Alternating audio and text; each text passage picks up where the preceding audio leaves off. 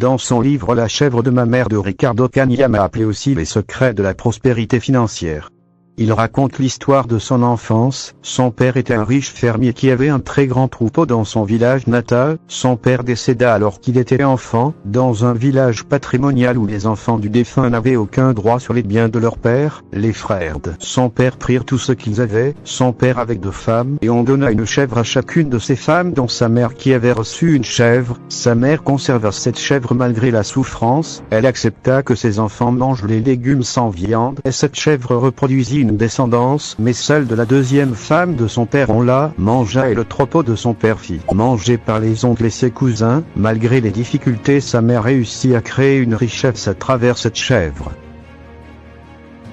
Voici 4 escaliers qui montrent votre niveau financier. Numéro 1.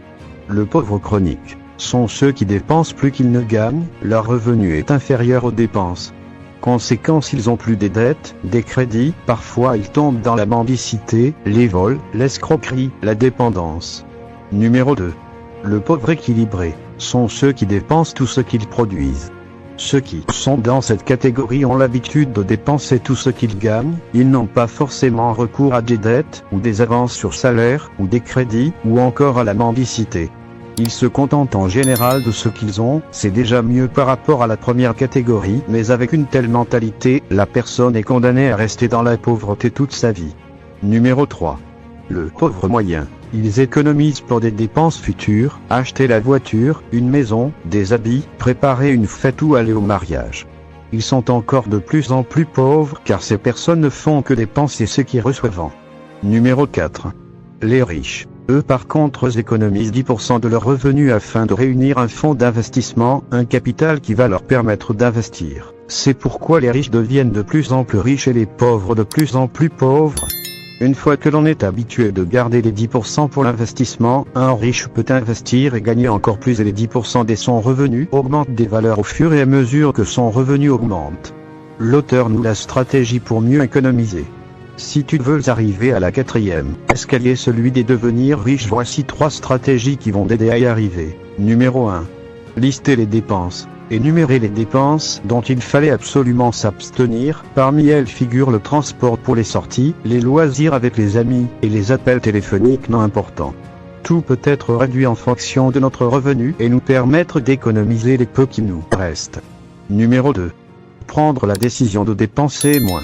C'est permettre les dépenser moins que ce que nous avons. Au lieu de prendre un taxi, on peut prendre le bus ou le transport en commun, utiliser des matériaux un peu moins coûteux afin d'épargner. Au lieu de chercher à se payer un téléphone très cher, on peut se permettre de payer un téléphone moyen.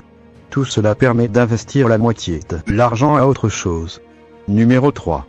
Éviter toute personne ou occasion de dépenser. C'est éviter toute personne ou occasion qui crée des dépenses. Exemple de sortie avec des amis, c'est là aussi créer des dépenses, des fêtes inutiles, de sorties en boîte, organiser des fêtes gigantesques d'anniversaire.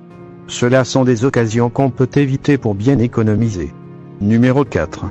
Prendre l'engagement de mettre systématiquement de côté 10% de son revenu. Voilà comment les riches construisent leur fortune. Cette technique permet de construire son patrimoine pour investir, garder absolument une partie de tout ce que l'on gagne pour y parvenir. Il y a des souffrances que nous nous imposons pour agir de façon à changer notre vie. Il y a aussi de souffrances du regret que nous éprouverons pour avoir négligé d'agir. Il semble que celle du regret est plus troublante et douloureuse. Voici l'occasion de changer votre vie en agissant. Prenez la bonne décision.